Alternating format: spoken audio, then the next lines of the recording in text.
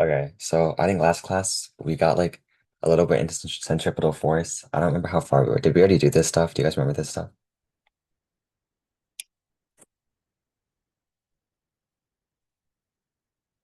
Oh, we didn't do this? Okay, I'll go over centripetal force again then.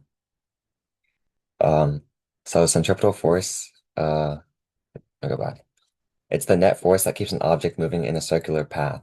So it's always towards the center of the circle. And it's not like a real force. It's not like gravity or like friction or something. It's just like what we call a force that goes towards like the center of a circle when something's moving in a circular path. Um, so without centripetal force, the object would move in a straight line due to inertia. That makes sense. Yeah, it's not a new type of force. It's usually provided by tension, gravity, friction, or normal force. You guys like, let me think of it like an example. Okay, if you ever have like something on it like a string, like a rope on a string, and you spin it in a circle, have you guys ever done that before? Yeah. All right, so like you can like the object is like going in a circle, a marble falling into a hole. I mean that's a marble falling into a hole isn't like the same. Actually, yeah, you can count it as that because like when it's in a hole, like gravity is providing that like centripetal force. Like because gravity is pulling the ball towards the center of the hole, right? Like because it's like a slope. You imagine that? But since like the ball has like the marble has momentum, it's gonna keep going in a circle. Does that kind of make sense? I'll explain it more later. So this is like all you really need to know. It's like the formula. So kind of confused. Okay, so have you guys ever been to like one of those like a grocery store and like they have like the donut things and it's like a coin and you drop a coin into that thing and like it spins in a circle over and over again? You guys know what that is? Yeah, I'll explain. Yeah. Okay, so let's think about like the forces acting on the coin. The moon orbiting the Earth. Like it's similar. Yeah. So let's stick with the coin example. So when you drop a coin into like the spinny thing, it's going in a circle, right? And like if you think about the forces acting on it, it has inertia, right? From the initial drop, keeping it in a circle. Yeah, like the funnel thing. But like it also has gravity pulling it towards the center of the funnel. And gravity is like the centripetal force. So like if you have an object going in a circle and there's something like pulling it towards the center to keep it going in a circle, then it's a centripetal force. Like a centripetal force is like it's like a type of force. It's not an actual force. Like gravity, friction, those are like actual forces. But centripetal force is what we call like any force that is pulling an object that's going in a circle, like to stay in the circle. Does that kind of make sense?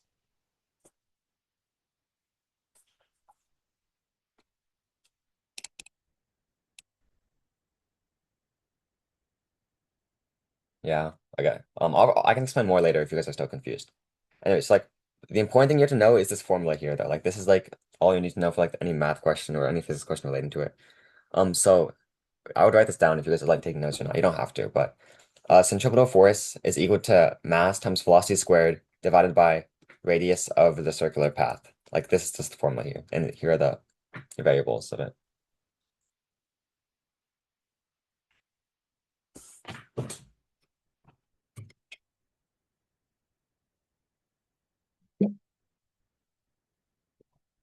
Okay, so we'll come back to this. Okay, so it looks like we're going back into more in depth into forces. Wait, let me see. Um, yeah, I mean, have you guys like gone into forces before? I wasn't here a couple of classes ago. Have you guys seen these slides before?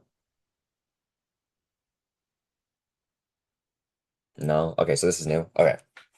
I guess we'll go over this. Anyway, centripetal force is like a type of force, but it's not like gravity or like friction or like applied force. It's not like it's just a name we give one of those types of forces. That's okay, yeah. Okay, let's go over this. So anyway, a force is a push or pull that acts on an object and can cause it to stop moving, start moving, stop moving, change direction, speed up, slow down, or change shape. A force has magnitude, which is how strong it is, and the direction. So it's a vector, not just a scalar.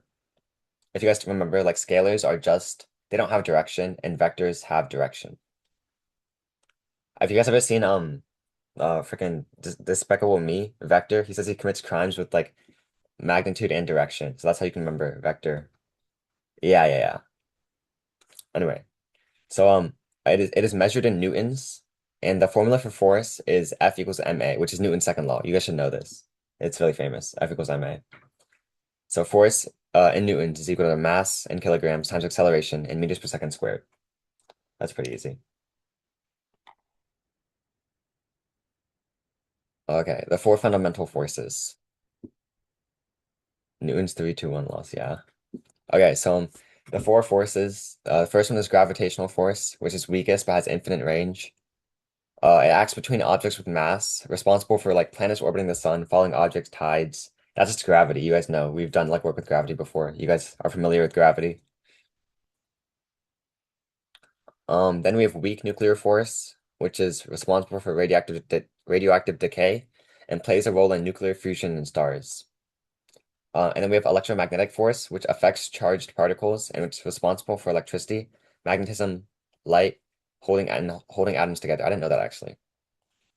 And strong nuclear force, which holds protons and neutrons together, and without it, atoms will not exist. A little overkill. What do you mean overkill? Oh, Leo's here.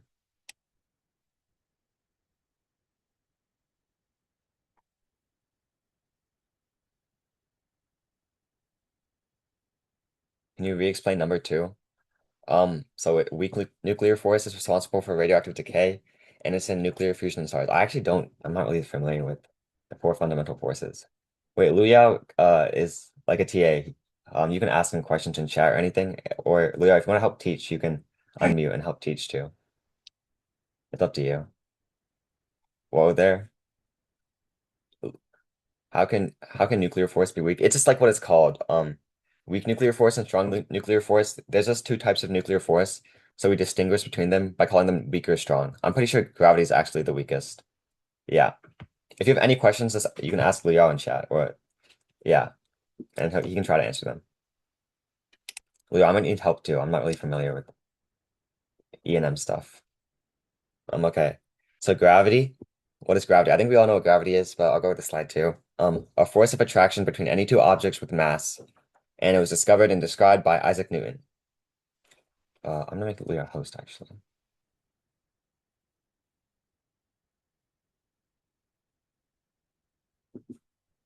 Okay. Some key characteristics. It's the weakest of the four fundamental forces. It's always attractive. Gravity is always pulling stuff together. It's not pushing stuff away. It has like infinite range and affects everything with mass, no matter how small. So like you have gravity and like anything around you, there's like a force of attraction between you two, but it's like just very, very small since you guys have very small like mass compared to like the Earth, which is like what's dominating it. Examples in real life, an apple falling from a tree. That's all pretty simple. Gravitational force formula. Okay, yeah, this is stuff. So you should know the force of gravity is equal to this is like normally we have the force of gravity is just be mass times 9.8, like which is the acceleration. But if you're dealing with like two masses or like you're not on Earth or like if you're in space, you're gonna use this formula. Like anytime like a question says like you're like in outer space or a ball bounces off the ground, right? That's because the ball is like elastic it's like an elastic collision. Okay, yeah, this is the real one right here. F equals mg is like an approximation. So like this, like if you plug in like the correct masses, like the Earth and stuff, and the radius of the Earth here, it'll give you like F equals mg as an approximation. But this works with like anything, like even if you're not on Earth, like you can calculate like Jupiter and Jupiter's moons with this. I remember doing that once. Okay, so I would write this down because this is kind of important. So gravitational force is Fg is equal to the gravitational constant. G is just a constant here. It's not like a variable. It just represents like a number, like 6.67 times 10 to the power of -11. It's right here. M1 and M2 are the two masses of the stuff you're trying to calculate the gravitational force between, and R is the radius between them. You guys understand that? Any questions? I'm waiting.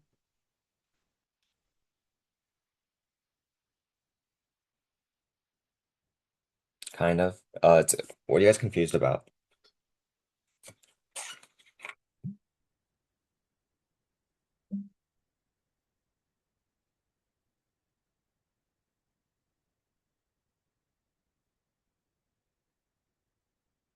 Uh, I get it, Leo.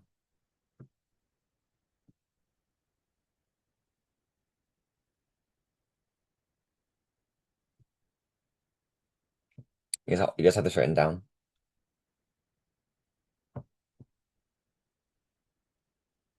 Copied on the picture.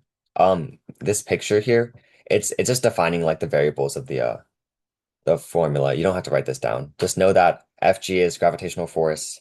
G is, I would write down G is equal to 6.67 times 10 to the power of negative 11, because that's the gravitational constant. That's kind of important. M1 and M2 are the masses of the object, and R is the distance between the centers. Take a screenshot. That works too. Okay, I'm gonna move on. Um, I, I'm I think the weak nuclear force is a fundamental force responsible for radioactive decay and nuclear reactions. Yeah, 6.67. It makes it like really easy to remember. So allows particles to change type, like a neutron turning into a proton. Some key characteristics, it's very short range. It acts over distances smaller than an atom. It's stronger than gravity, but weaker than strong nuclear force and electromagnetic forces. So that's how you can remember it, I guess. It's weaker than strong nuclear force, but stronger than gravity. It affects subatomic particles like quarks and leptons. And it's important because it creates radioactive decay, which heats the Earth's core and helps explain how elements are created in stars. An example is beta decay, which a neutron changes into a proton, releasing an electron and an antineutrino. Leo, do you have anything to add? I'm not really like strong on these subjects. Not really. Okay. Next, electromagnetic force. This is a force that acts between charged particles. So does that nuclear make global warming? I don't think so. It just heats the Earth's core. So like we know it's hot at the core. Wait, is it because of weak nuclear force or is it because of like the pressure down there, Leo? Do you know?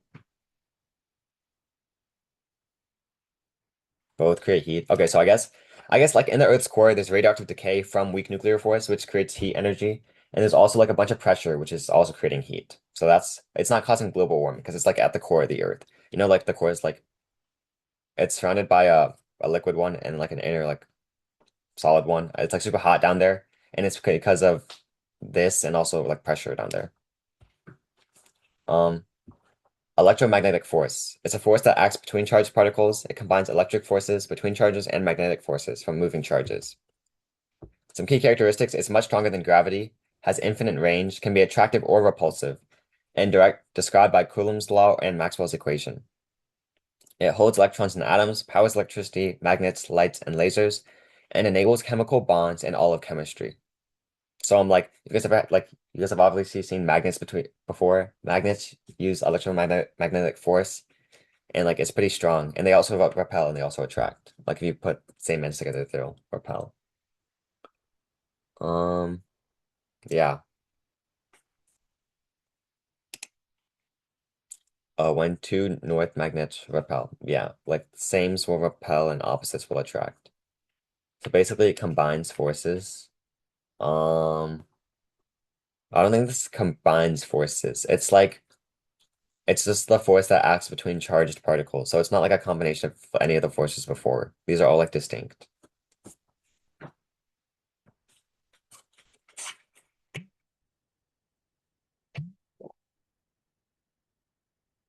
Oh, well, like if you were like in like the vacuum, like an absolute vacuum, there's nothing, and you had like one magnet, like super duper far away, like an infinite distance, like they'll still like be attracted to each other. That's what it means. But like since like we're not in a perfect vacuum, yeah, like if you put them on anything, like air resistance creates a force that prevents them from attracting. But if like they're in the absolute vacuum and there's like no other forces, they have infinite range, which is kind of cool.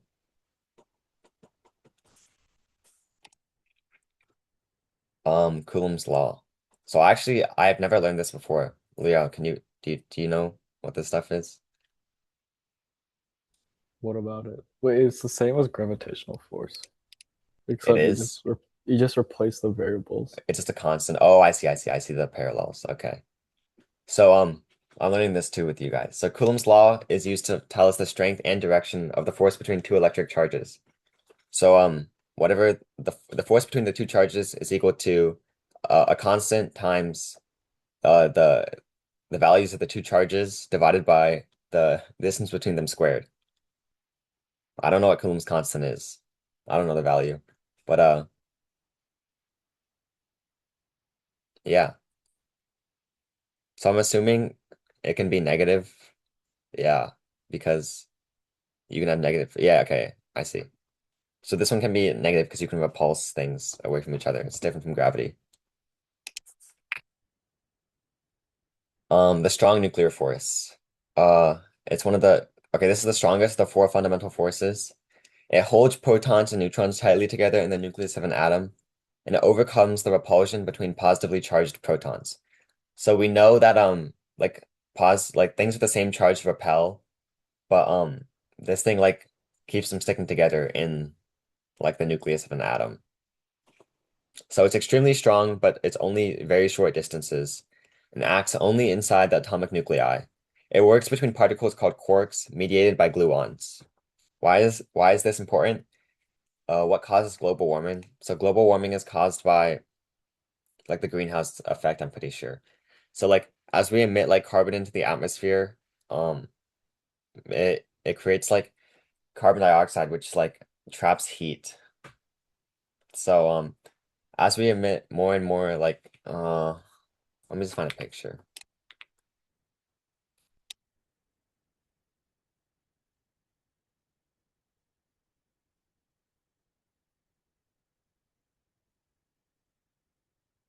Okay, here. So as like sunlight hits Earth, some of it is reflected, some of it is absorbed into the atmosphere. Greenhouse gases like uh they change like the atmosphere so more of it is absorbed and redirected inside to Earth instead of reflected. So it like just increases the heat. It's like putting on like a coat, I guess. Does that explain what how global warming happens? Here, this is a better picture. Oops. So some solar radiation is deflected and some goes through and some is like absorbed. Um, and like just greenhouse gases, which is like carbon dioxide, which is from like just factories and stuff. Like I don't know, it can just be emitted.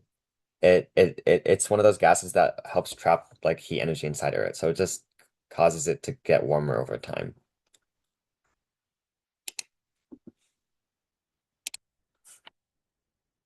Okay, so why can't atoms exist without strong nuclear force?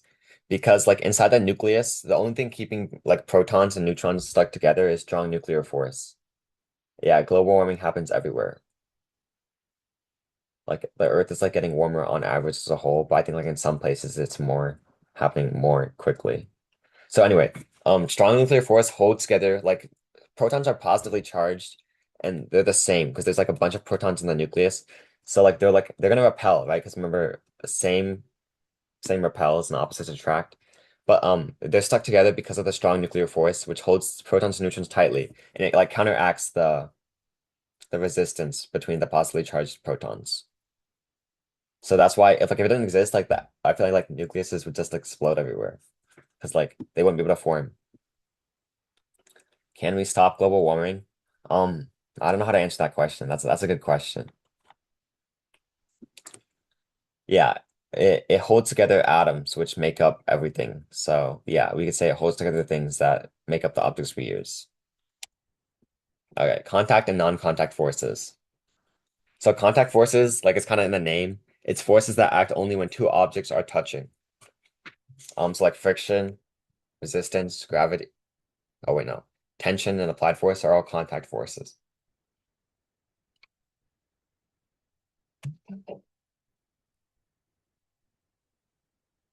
Um, it involves direct physical interaction between two things.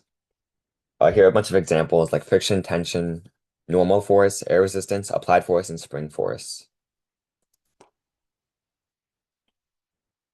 Uh, yeah, I don't really know how to explain. Do you guys know what all these are? Like friction, tension, and tension is like when you pull on a rope, it'll like pull back on you when it's taut.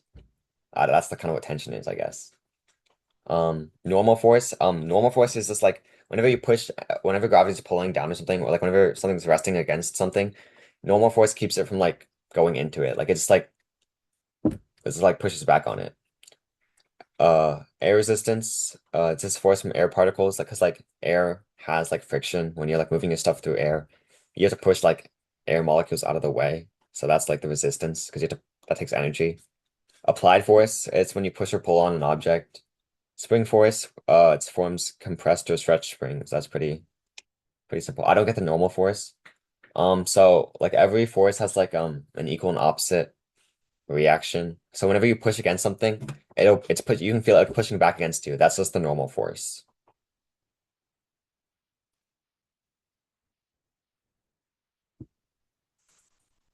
I don't really know how to explain it super well. Leo, do you know how to like explain normal force? Okay, so normal force isn't like an actual force, but like it's just okay, let me first explain it. Like the reason you don't fall through your chair right now is like right because gravity's acting on you, you'd think that you'd fall through the chair. But the chair's push counteracts the gravity. Yeah, And it's that like the force is a reaction. normal force. And the Mhm. reason for most of the normal forces you encounter is just because of Coulomb force. Like if you consider like your individual atom in your body, it's like repelling against the atoms in the chair, which is Coulomb force. But we just call it the normal force because Coulomb is more on like the microscopic scale. Yeah. Um, uh, a spring force, if you were pushing like a spring or something, you can feel it like pulling back towards its equilibrium. That's what it is. Non-contact forces, like it's in the name, these act at a distance without any physical contact, and it can affect objects through space and like which is a vacuum. So we can call normal force force. Isn't there a really small chance of just phasing through an object though? I think so. Like I don't know if that's real. Is it like do atoms actually align, Leo?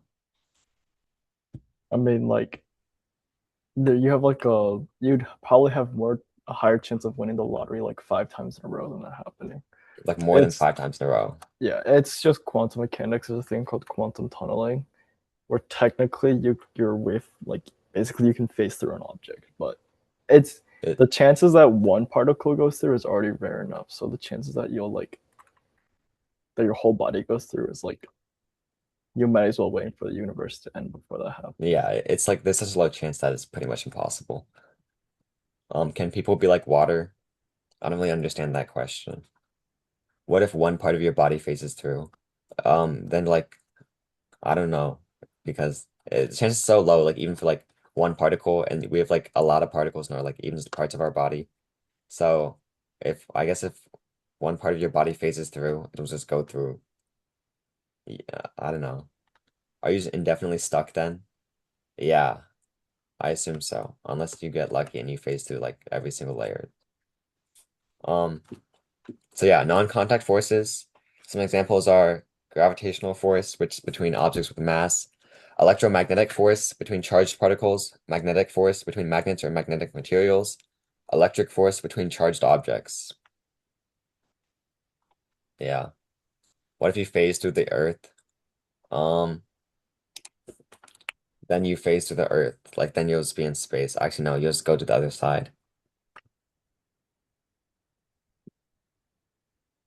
Okay, non-contact force. Do we need to memorize the examples? No. These are just like well, like they're kind of like self-explanatory. If it's not if the force can act without you touching it, then it's non-contact. And if it doesn't act, if you have to be touching it, then it's a contact force, I guess. You don't have to like know these, I guess.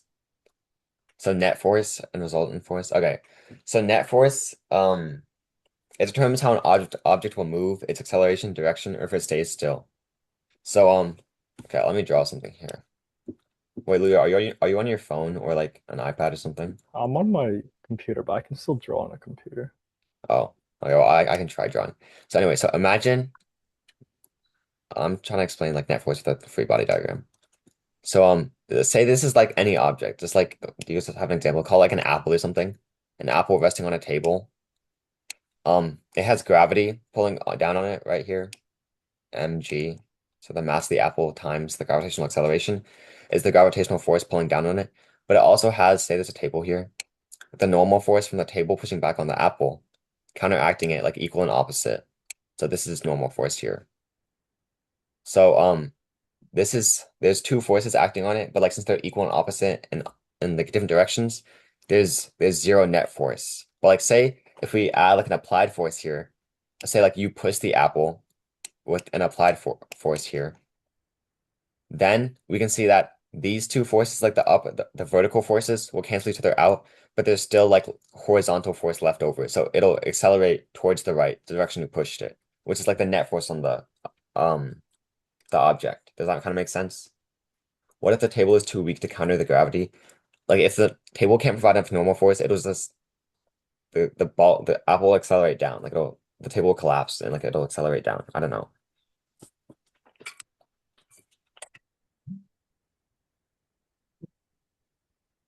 That was an example with an apple, and you can see if there are forces in the same direction, you add the forces, and if they're in opposite directions, you subtract the smaller force from the larger one.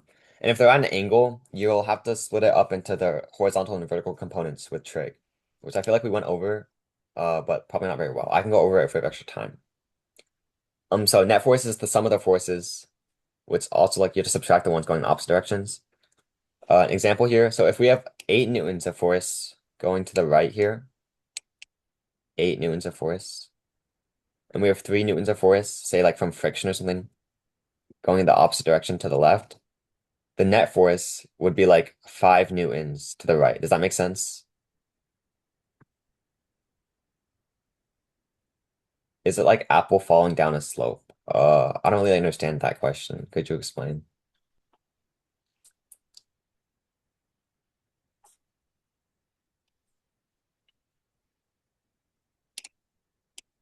I'll keep going.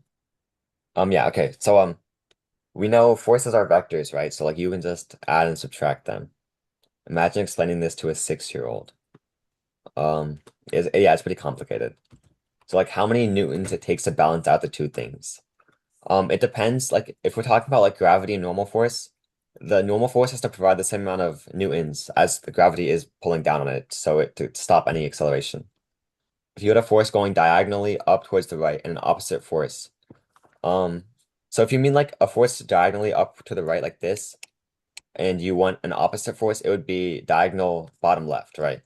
If there's an object here, it'd be like this. These forces would still cancel out. If they're in opposite direction, they'd still cancel out. There'd be no net force here, so the object would stand still. I don't get the bottom part. What part don't you understand?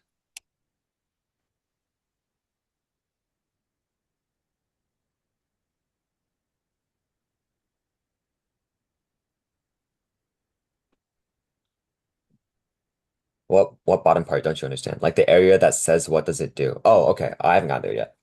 Let me just clear these drawings. Actually, I can leave them. So what does net force do? If net force is equal to 0, there's no like unbalanced force. That means the object has no net force acting on it. So there's no change in motion. So like there's no acceleration, which means like whatever it's doing, it'll keep doing. Does that make sense? So like if there's a rocket traveling through space and it's moving at a constant speed, there's no like acceleration from its engines or anything, and there's no friction in space. There's nothing in space. There's no gravity or anything. There's zero net force on it. It'll keep traveling at whatever speed it's going in whatever direction it's going because there's no net force changing its motion. Does that make sense? In a vacuum, yeah. Okay, no change in motion means no change in acceleration or like anything past that. Like it'll keep going at the same speed. Like a net force, you can be, you can have zero net force and be in motion. Is there a formula for net force? Yeah, it's the sum of all the forces together on an object, but you have to take into account like direction. So if it's opposite direction, just subtract it. So you can have zero net force and you can be motionless, or you can also have like a velocity. Like Ria said, what if they weren't opposites? Okay, so if you have two forces and they're not in the opposite direction, let me draw this. So say you have, oh here, look, you have a force here going here, and say you have like just a force going up here, you would still add these together, but you would need to break apart like the vertical and horizontal components. Since these are both going perfectly vertical and perfectly horizontal, the net force, you would just add these two together like this, and this would be the net force here, the diagonal arrow here. Does that make sense? That's what happens if forces aren't in opposite directions.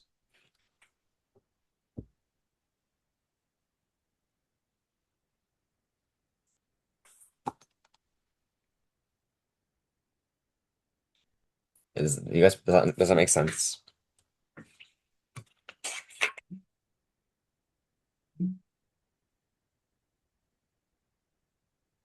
Yes. Okay. Okay, yeah. So if net force is not equal to zero, like in this example here with the 3 newtons left and 5 newtons right, net force is not zero because I mean 8 right. Net force is not zero because there's left the force pushing to the right is stronger than the force pushing to the left. So there's like a net force or like a leftover force of 5 newtons to the right, and that means the object is accelerating to the right. So if it's not moving, if it's at still, it'll accelerate to the right. Which means it'll like speed up towards the right. If it's traveling left at a constant speed, it'll slow down and then go to the right. And if it's already moving right, like with a velocity, it'll like speed up. Does that make sense?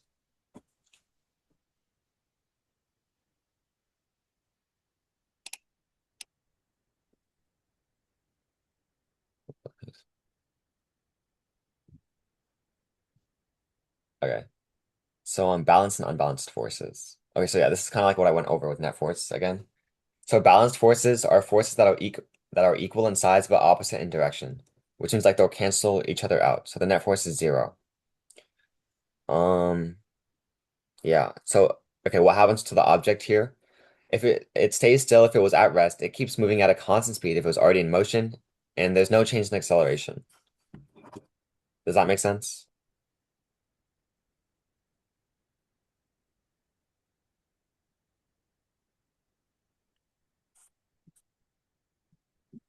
Okay, having fun. Unbalanced forces.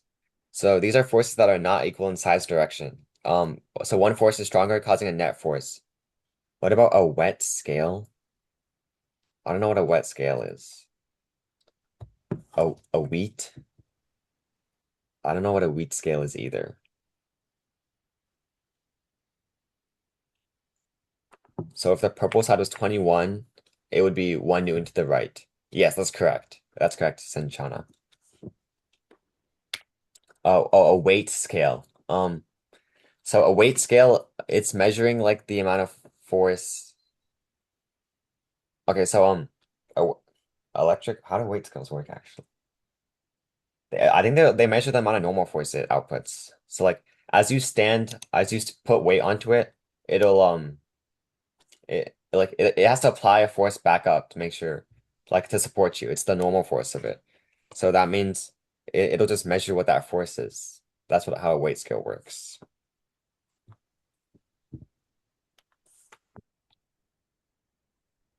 Okay. Unbalanced forces. Forces that are not equal in size or direction. One force is stronger, causing a net force. So like in these images, these are good pictures actually.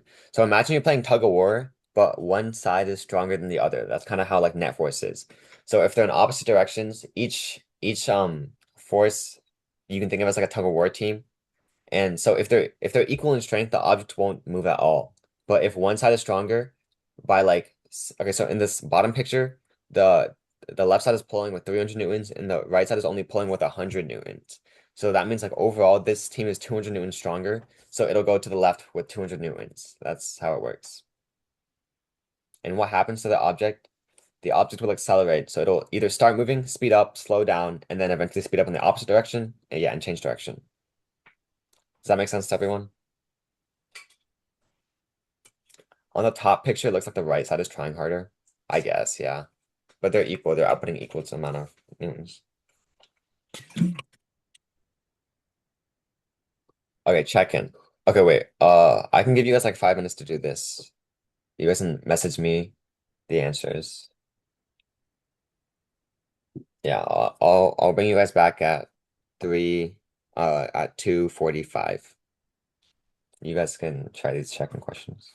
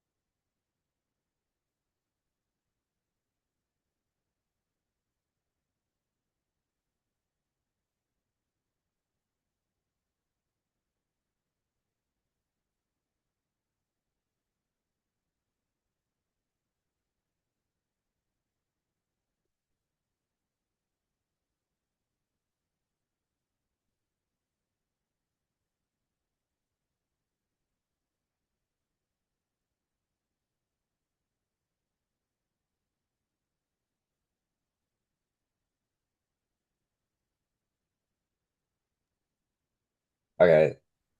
I got a lot of answers. You guys are like doing good on this. This is good.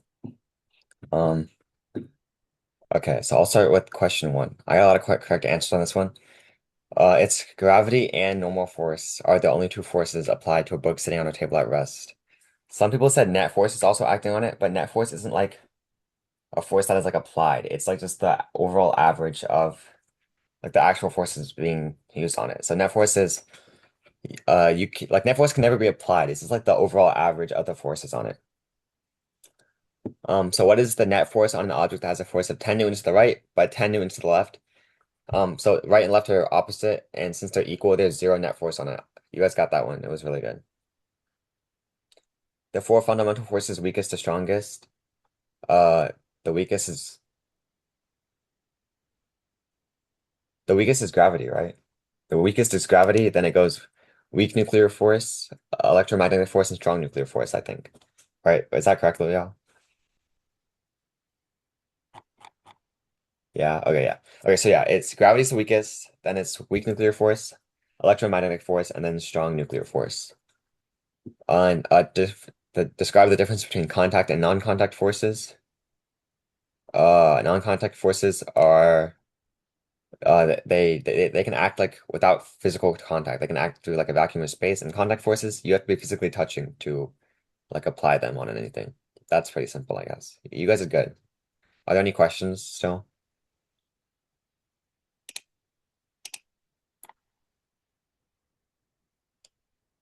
Okay, I'm gonna move on.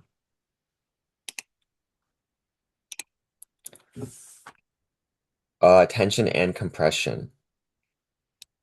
So tension, okay, so a tension is a pulling force transmitted through a string, rope, cable, or wire.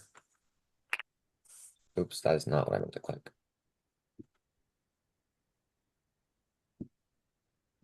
Okay, so it acts along the length of the object, and it always pulls, never pushes. So where does it act? In objects being stretched or pulls, found in ropes, holding weights, elevators, pulley systems, etc. Direction of tension. Tension acts away from the object it's attached to. It's like it towards like wait. Okay, if you're counting like no, yeah, okay, so it acts away from the object it's attached to, and it can happen on both ends of the rope or string. Wait, Luya, if you're counting like your rope has weight and like it's attached to the ceiling, where is the tension pulling to? Is it just at the top of the ceiling? What do you mean? Um, wait, okay, so like each part of like the rope below it will like have cause tension on the parts above it. So like the tension will just be at the top of the rope, at like the one of the ends, even though it's attached to like the end is attached to the ceiling. Like if a rope is hanging from the ceiling, the tension force is pulling towards where it's attached to the ceiling, right? Yeah. Okay, yeah. So yeah, that's what tension is. It's like really common in like poly questions. You'll have a lot of tension. You need to know what tension is. Does everyone understand tension? Yes. Okay, okay. Equation. So tension is equal to, okay, so if it's pulling on like if it's one rope and it's like directly up here, the tension force is just gonna be counteracting the gravitational force. Like, does that make sense? If something's held from a rope and it's like not moving at all, that means that means it has zero net force, and that means tension and gravity are equal because they're pulling in opposite directions. Do you guys get that? So I'll just explain it and I can answer any questions. So in this question here, I mean this example here, this block thingy obviously has like a weight, right? And so gravity is pulling down on it with force mg. But since it's not moving and there's a rope here, this rope is applying an upwards force that is equal to mg. Does that make sense? And this is equal to tension. Any questions?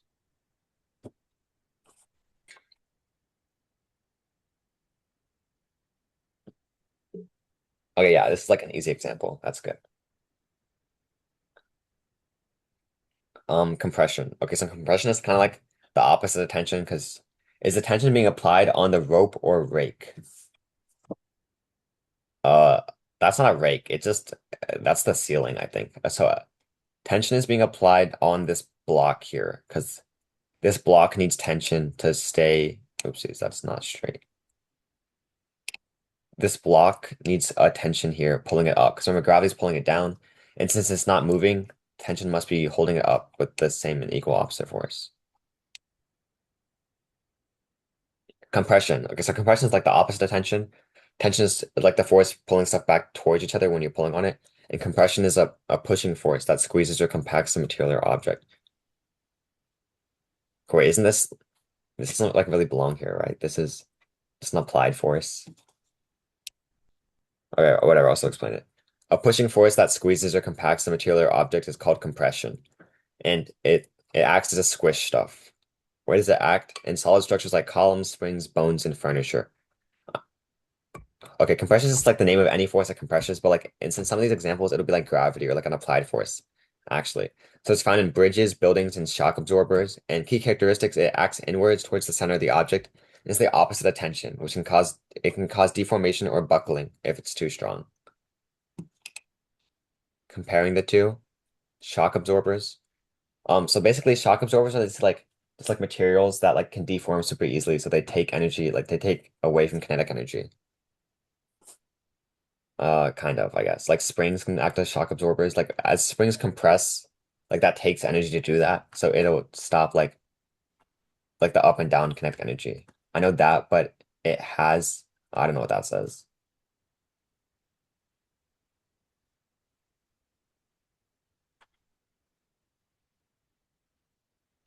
So tension pulls apart and compression pushes together. That yeah, correct. That's right. I know what shock absorbers are. What's the question then? What are you confused about?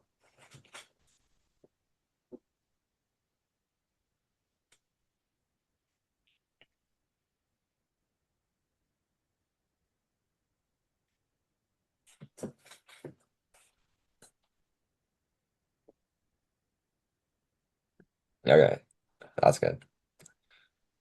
So comparing the two. A force is a push or pull that acts on an object and can cause it to start moving, stop moving, change direction, speed up, slow down, or change shape. Okay, what? This is just okay. This is not a good slide. Wait, is this the end of the slideshow? Nice. Okay. Okay, I'll just explain it then. So compression pushes stuff together and tension pulls stuff apart. That's all you kind of have to know. Oh, well, this is an interesting picture. Okay, so like this object is like bendable, but like as you push down here, compression here, it's bringing these two sides closer together and these sides farther apart. So there's tension here, but compression over here. So yeah, it'll compress over here, but it might like I don't know what this type of breakage is called. Like it'll break here because it's getting pulled apart at the bottom. When are we doing a booket? I don't think we have a booket lined up today. I'm sorry. Can we do a booket at the end? Wait, Leo, can you find a booket on like forces, I guess? Would you want to do that, Leo? It's really like really easy though. I'll try. Okay, okay. Leo will look for one. If you can't find one, it's okay. I guess we'll go over this question now then. I got to go at 2:53. That's okay. You can go at 2:53. It's 2:53 right now. Can we do one for fun if we have time? Yeah.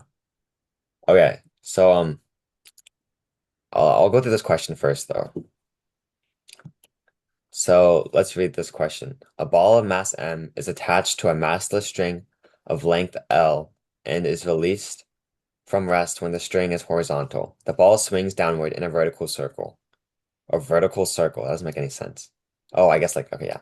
What is the tension of the string at the lowest point of the motion? Express your answers in terms of M, G, and L. Is there a key for this question? Isn't this the last slide though? Oh, I skipped this question earlier. So I'm just coming back now to do it. I'll walk you guys through it. Okay, so yeah, let's draw a picture first because drawing a picture is usually really helpful. So we know at first there's a ball of mass M here at the end of a string of mass L.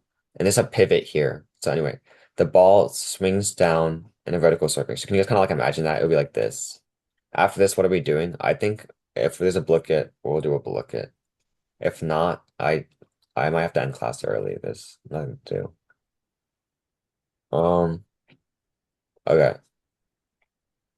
So what is the tension in the string at the lowest part of the motion? Express your terms and enter in terms of M, G, and L. Okay, so anyway, we can imagine if you have like a pivot here and you have a string of length L and a ball here, the ball's and you drop it from here, it's gonna swing down and it's gonna go up here. Does that make sense? Do you guys, does that make sense?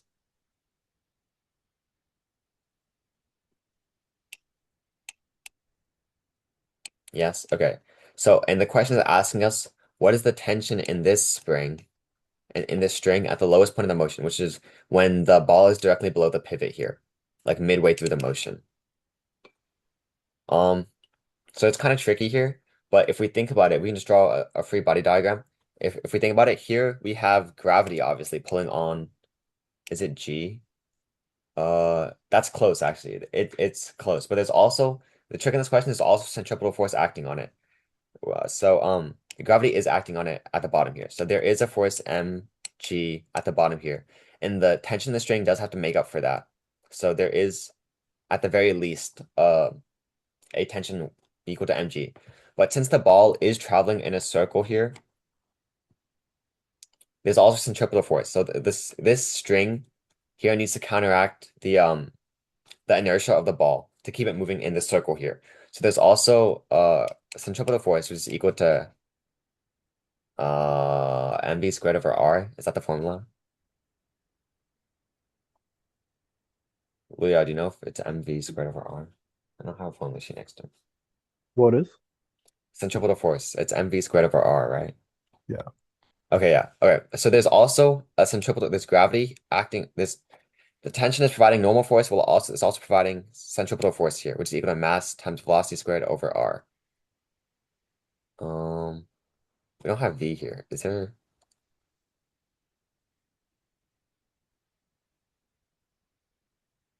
Wait, 1 second. How do you actually do this question?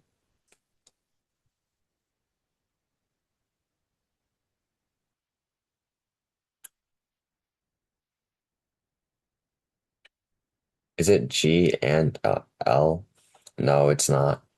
Wait, Leah, how do you do this question? We have it's the tension of the string is going to be equal to mg plus mv squared over r, right? But we don't know what v is.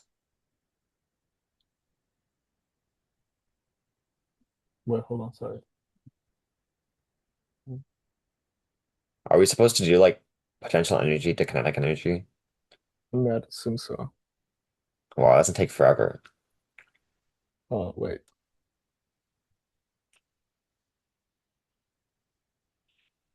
Yeah, you just convert from mgh equals 1/2 mv squared. Okay, yeah. Then, Okay, so last class we learned about kinetic and potential energy, so we have to apply that in this question here. So at the top here, this ball has potential energy equal to the height is this string length here. Does that make sense? Because string like it's a circle, right? So like this, yeah, this height here is equal to L. So it'll be the potential energy of this ball at the very top. It's equal to mg(L). And all this potential energy at the top, at this lowest point right here, is all turned into kinetic energy. Does that make sense? As we go from high to low, potential energy is turned into kinetic energy. So here it's equal to 1/2 mv squared. So we have this equation here. Potential energy at the top is now all equal to kinetic energy at the bottom, which is equal to mgL equal to 1/2 mv squared. The m's cancel out.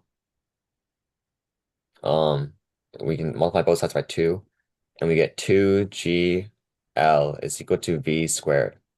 So this is, does anyone understand how we got to this? And then we have a convenient v squared in this equation here. So once we plug it in, it is equal to t equals mg plus m which we can plug in 2GL from over here. 2GL over R is just L here. And this is our, this can get simplified farther, but if we simplify this, it gets mg plus the L's cancel out.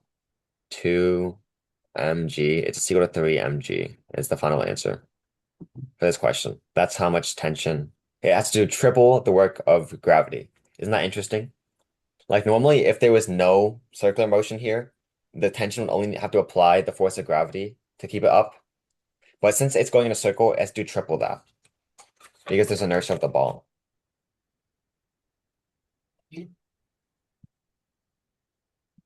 Yeah. Here's a Blooket. Okay, nice. Guys, we're gonna play Blooket now.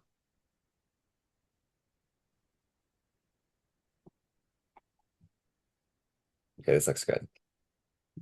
Yes. Okay. Let me switch.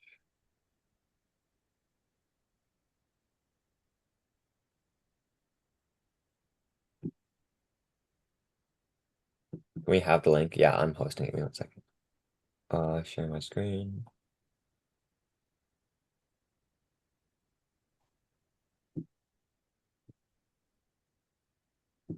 Do you guys want to play like a specific mode? Do you guys care? Nah. You guys want to do Battle Royale? Battle Royale is pretty fun. Fishing, crypto, monster. We can do cyber hack, crypto. Is everyone okay with crypto?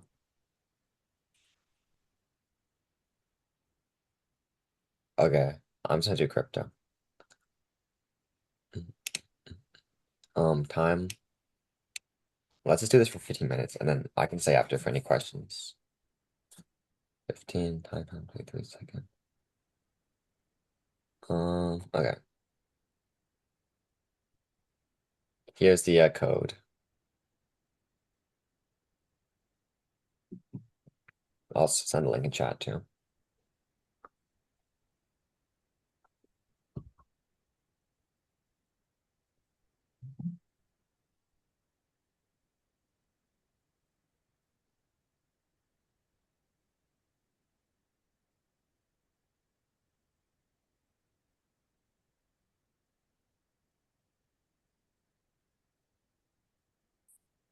There's 12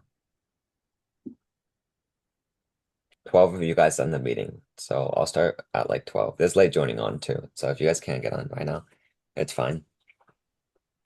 You guys should play this if you can though, because it's really helpful to like review and practice. 11, I'm just waiting on one person.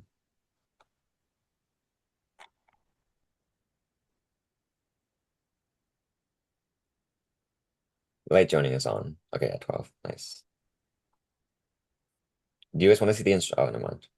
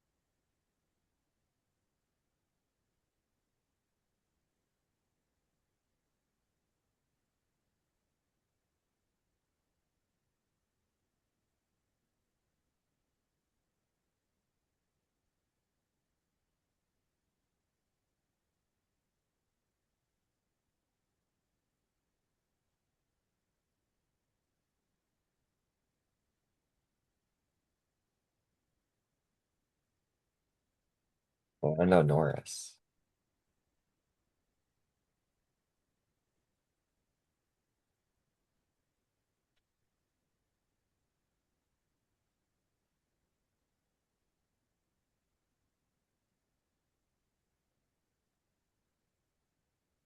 Or shoot, Ethan is just stealing crypto from everyone.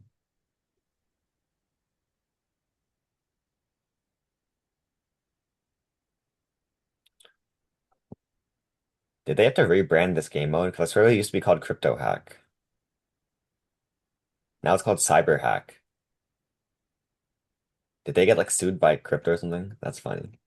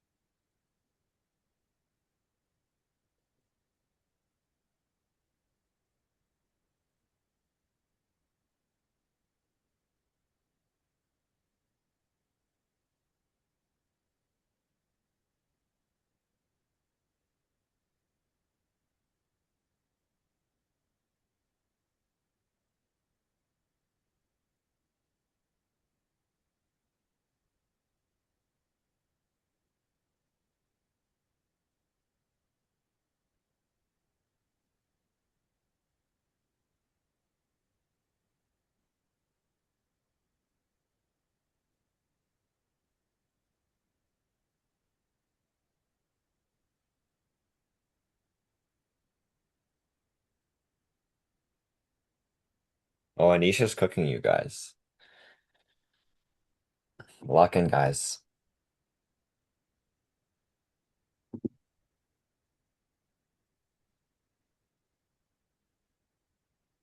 Oh, Gotham's here.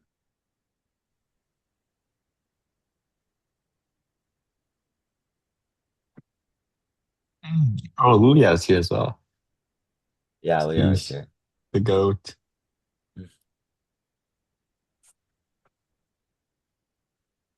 Oh yeah. By the way, guys, I saw again like only like five people did the homework.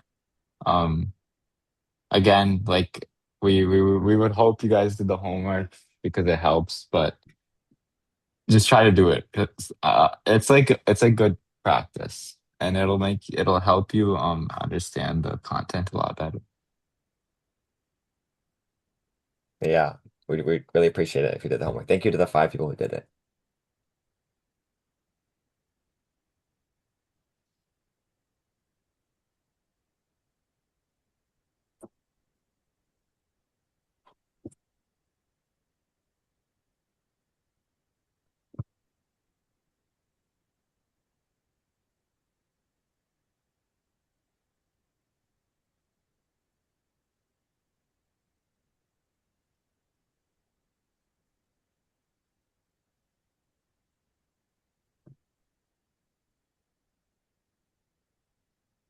You covered all the content, Lucas? Yeah, I did. It's not that That's many crazy. slides.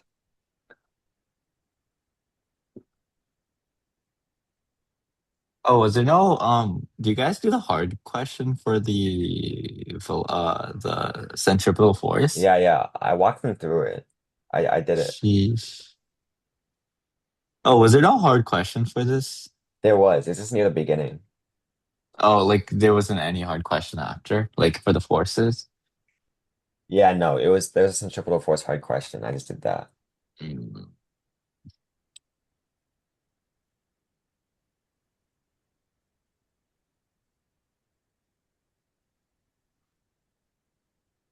I can probably stop the Oh, recording now, right? It's just a look at. yeah, yeah.